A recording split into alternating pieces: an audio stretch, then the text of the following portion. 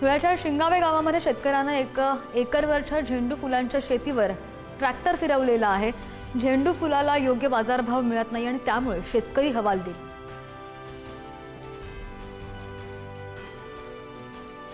नाशिकच्या ग्रामीण भागामधील अनेक ठिकाणी अवकाळी पावसामुळे टरबूज पिकाचं उत्पादन घटलेलं आहे। पावसामुळे टरबूजची वेल आणि फळं देखील कुजलीत आणि त्यामुळे शेतकरी हवालदिल आहे।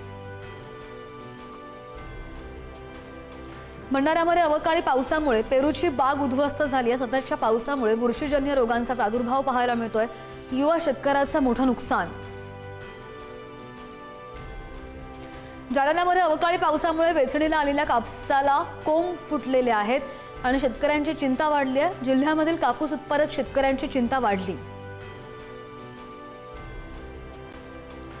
बुलढाण्याच्या मोताळा तालुक्यामधील पीक नुकसानीची ठाकरेंच्या शिवसेनेच्या राज्य प्रवक्त्या जयश्री शेळकेंनी पाहणी केली आहे। तातडीने शेतकऱ्यांना सरसकट नुकसान भरपाई देण्याची मागणी। नुकसानीची पाहणी करण्यासाठी केंद्राचं पथक मराठवाड्यामध्ये दाखल। आज मराठवाड्यामधील नुकसानीचा आढावा घेणार। अनेक दिवसांचा उशीर आणि रात्रीच्या पाहणीवरून शेतकऱ्यांची तीव्र नाराजी।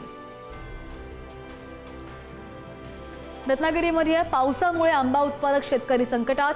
यंदा आंबा पीक उशिरा येण्याची शक्यता।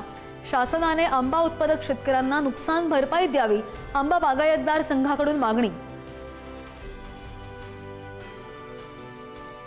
नागपूरमधील कृषी अधिकारी बदलले तरी कॉन्टॅक्ट नंबर राहणार कायम।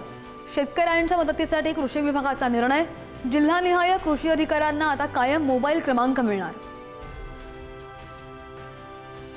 अकोल्यामधील पातूर तालुक्यातल्या शिरला गावामध्ये गुरांना लंपीचा आजार। अनेक जनावरं आजारी तर काहींचा मृत्यू। शरीरावर गाठी, तोंड फुटणं आणि चारा पाणी न घेण्यानं गुरं अशक्त।